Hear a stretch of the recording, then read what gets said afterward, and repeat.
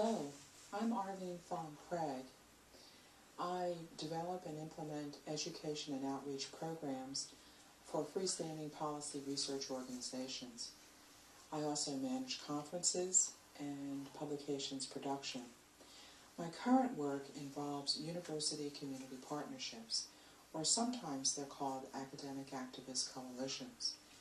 And these are collaborative working relationships between a university or another institution of higher education and community-based organizations. The program that I'm proudest of, I guess because I had the most fun doing it and because I think we had the most impact on the community, was DC Girls.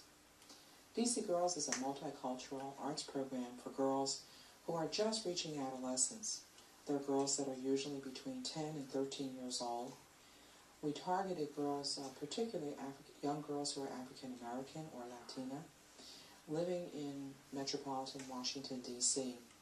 And our purpose was to help the girls learn more about their culture and also about the culture of girls who are their neighbors, but with whom they may not hang out and with whom they may have misunderstandings or they may have stereotypes of their neighbors. This program was run by the Union Institute Center for Women. It's a very non-traditional university. It's a university for adult learners. And the Center for Women decided that it would have a program with the community that would really show what the current scholarship is on girls and the university. I recruited the girls for this program. I stood on church steps. I met with their parents at libraries. And I also visited community-based organizations right on their home turf and persuaded them it was okay to let go of their babies and to be with us for this one-year program. We divided DC Girls into 3 sets of workshops. The first one was the tradition of quilts.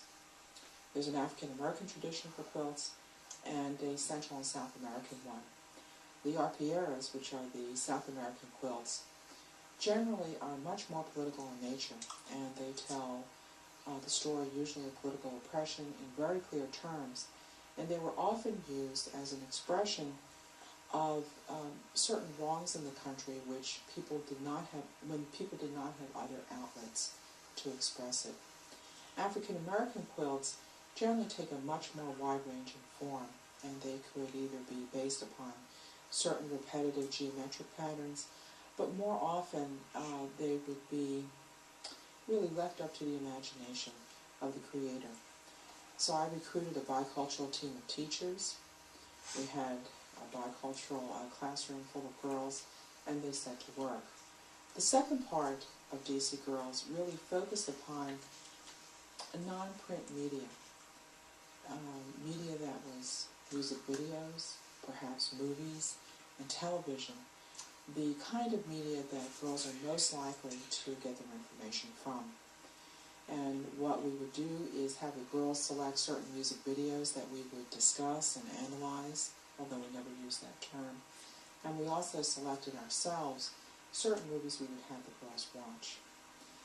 And we really tried to encourage a very free discussion about the kinds of images of women and girls that were portrayed in rap videos and in movies.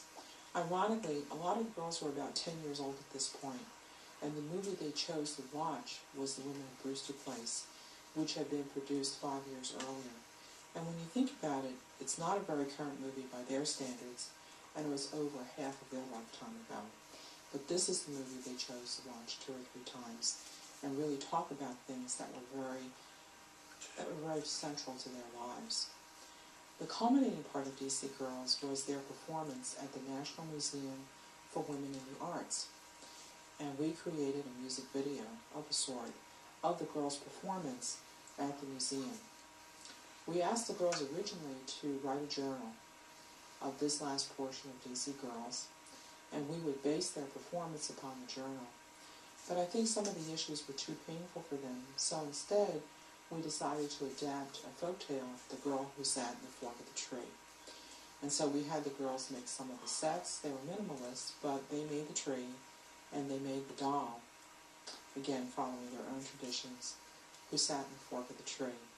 So we invited parents and their families, and we had a wonderful performance at the museum.